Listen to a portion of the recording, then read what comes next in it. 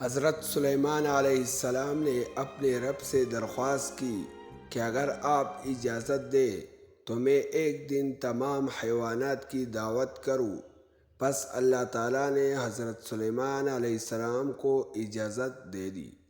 حضرت سلیمان علیہ السلام نے ایک طویل عرصہ تک دعوت کا سامان جمع کیا۔ اللہ تعالیٰ نے سمندر میں سے صرف ایک مچھلی کو دعوت کے لیے بھیجا۔ اس مچھلی نے وہ تمام کھانا جو حضرت سلیمان علیہ السلام نے جمع کیا تھا صرف ایک ہی لقمہ میں کھا لیا، اور جب اس کا پیٹ نہ بھرا تو اس مچھلی نے حضرت سلیمان علیہ السلام سے اور کھانا طلب کیا۔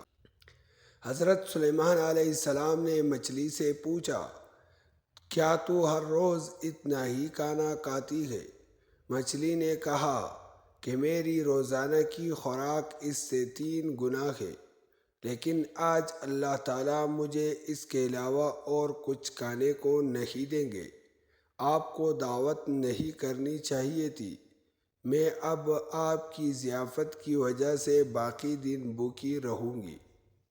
علامہ دمیری رحمہ اللہ فرماتے ہیں کہ اس حکایت میں اللہ تعالیٰ کی قدرت کے کمالات اور اس کی بادشاہت کی عظمت اور اس کے خزانوں کی وسعت کی جانب اشارہ ہے کہ حضرت سلیمان علیہ السلام جیسا جلیل القدر بادشاہ اور پیغمبر اپنی وسیع بادشاہت اور عظیم سلطنت کے باوجود اللہ تعالیٰ کی مخلوقات میں سے صرف ایک مچھلی کا پیٹ نہیں بھر سکے۔